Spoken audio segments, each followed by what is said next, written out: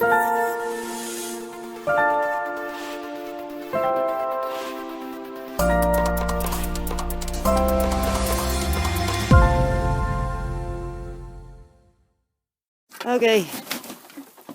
day 6 at the old battery house and the straw bale build. Been quite busy today. So, feeding time at the zoo.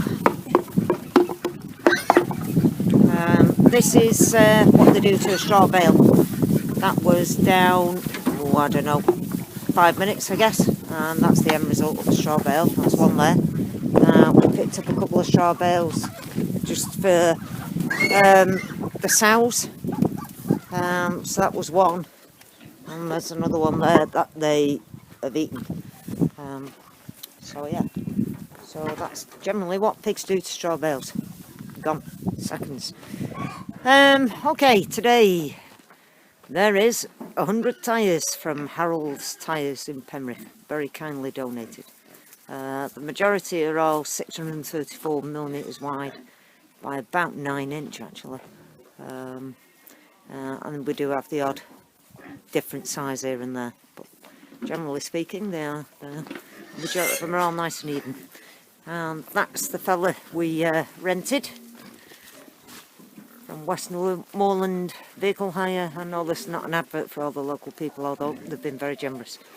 Okay, so we're going to go off down to the build site and have a look what we've achieved today, apart from picking up 200 tyres and 20 pallets, which we're going to use to rest the straw bales on. Obviously nowhere near these piglies. Right, okay, let's go this way. Okay, over the gate again. Oh.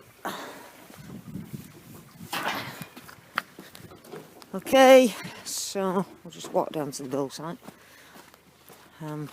A side effect of having diggers and dumpy trucks running up and down the road all the time is that it's flattened out my road very nicely, because the pigs have rutted it up. It's in rather a mess, but now it's quite even. I'm quite pleased with that. Okay, so this is the build site. Soakaway is in. There's the tank. The new soakaway comes off and goes down this way, so it goes down off that way basically, or will do when he digs it a bit deeper. Basically the pipe will go in. Okay, now so we've got to show you this edge of the building. You see it's pure blue clay here, bit of shrapnel in it, but this is the edge of the building, which will run straight across, and it's very, very nice. It's very hard actually, the clay. Even though all the rain we've had, it should have been quite soft, but it isn't. These are the other things we picked up today. Lots and lots of pallets. We will be building at some point a polytunnel when we've cleared all this earth. That would be beautiful loamy earth. This is a result of the pigs actually, because it's a well-known fact in Alston Moor that the soil quality is extremely poor.